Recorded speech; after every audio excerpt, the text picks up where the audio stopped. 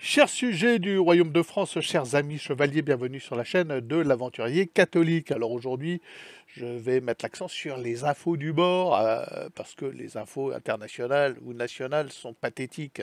Le voyage de Macron au Maroc avec une cohorte de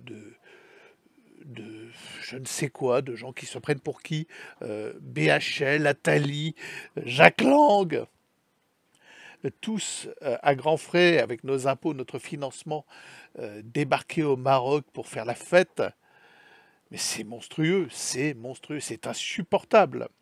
Insupportable. 3 avions, des millions d'euros pour que Macron puisse se débarquer avec sa cour princière et royale d'inutiles, de parasites. BHL, Ariel Dombal, Jacques Lang, Attali, Jacques Attali.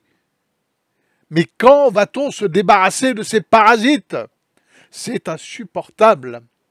Alors c'est pour ça qu'il faut faire sécession, qu'il faut se mettre en position de payer le moins d'impôts possible, de réduire l'impôt à la TVA, point.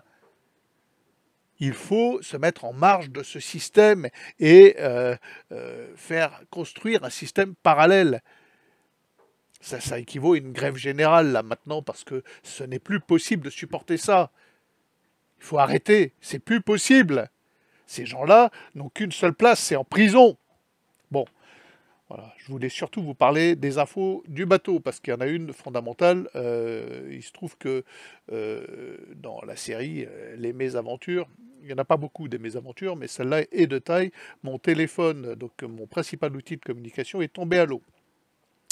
Donc je le mets en principe dans une pochette étanche que je m'attache autour du cou et que je clipse de manière étanche pour éviter ce genre de désagrément. Et là, c'est entièrement de ma faute, je n'ai pas clipsé la pochette, je ne sais pas pourquoi.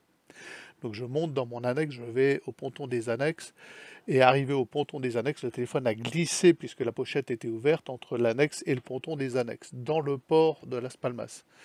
C'est un endroit un peu sordide, glauque, avec une visibilité nulle, et il y a 4 mètres de fond.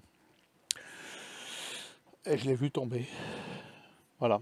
Donc j'ai couru euh, au marchand, au club de plongée juste à côté, qui m'a prêté palme et masque, sauf qu'avec simple palme et masque en slip en plus, impossible de voir quoi que ce soit, de descendre. Donc je suis retourné, j'aurais dit prêtez-moi un bloc, ils m'ont dit c'est impossible, vous n'avez pas la licence. Non, j'ai pas de licence.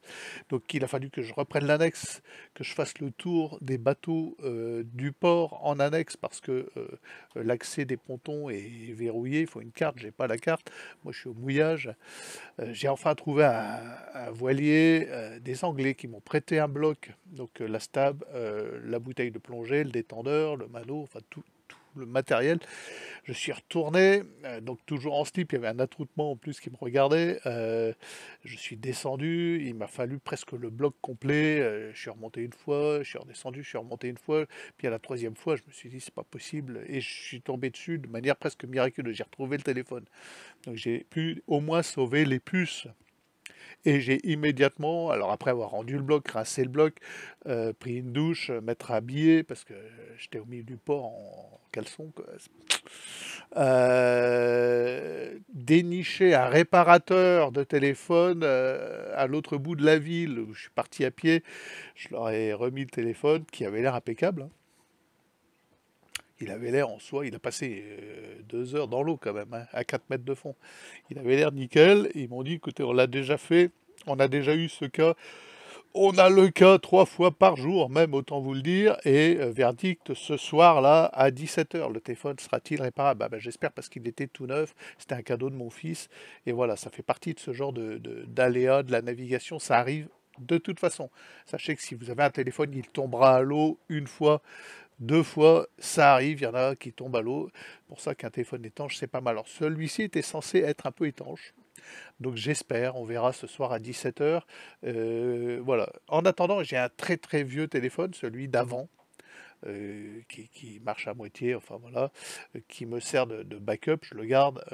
Là, il a actuellement la puce de mon numéro principal, sauf que je ne parviens pas à y installer WhatsApp. C'est une application débile Il y avait WhatsApp dessus, mais là, il faut une mise à jour, tout ça. Il veut pas télécharger la mise à jour.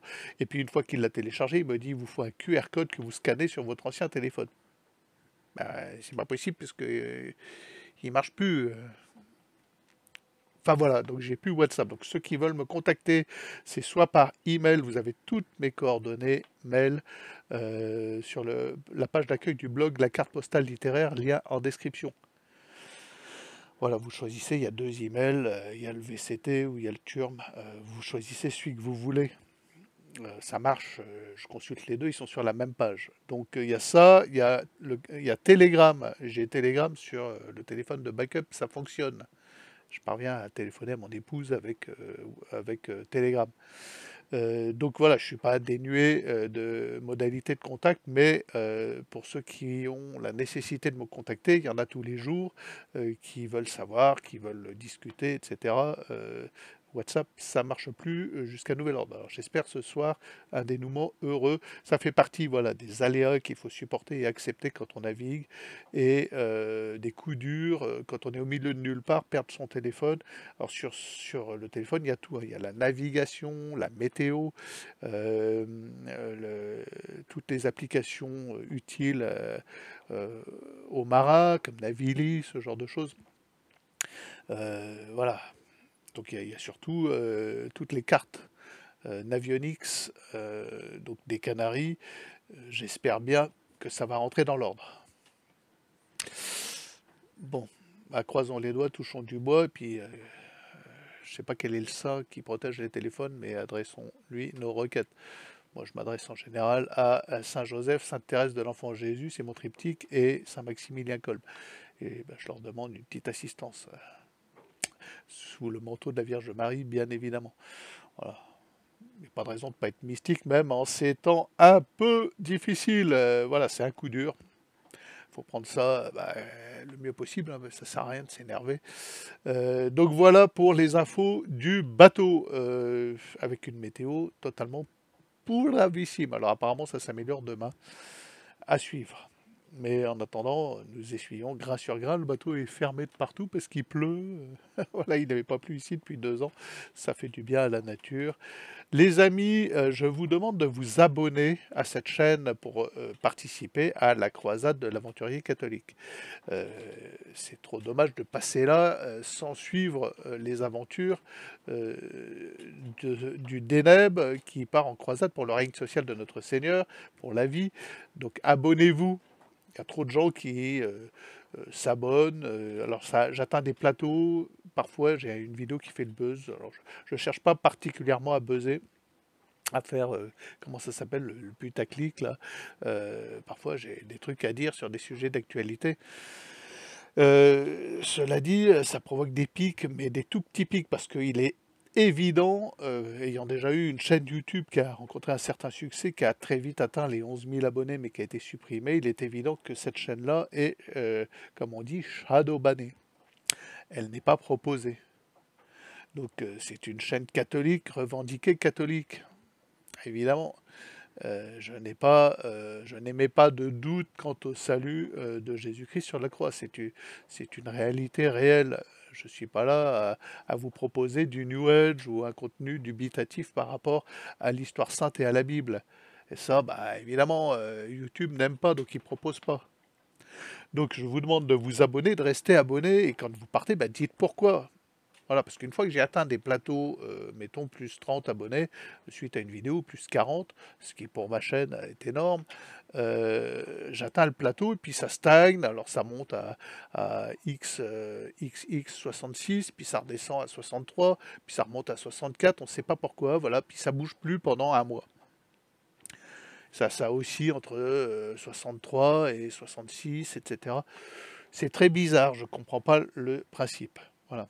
Et là, il suffit, voilà, ce que je vous dis là va provoquer des désabonnements. Je ne sais pas pourquoi non plus. Alors que, voilà, je me contente de râler sur les déplacements républicains macronistes du roi Macron, ce que tout le monde devrait considérer comme, enfin, prendre pour soi, hein.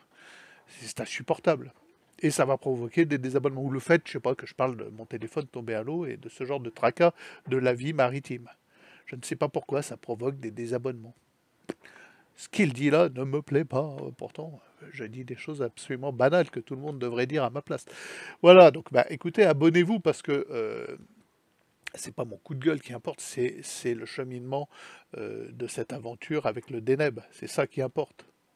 Voilà, c'est que nous œuvrons tous dans un élan de chevalerie pour le règne social de notre Seigneur. Et à demain peut-être.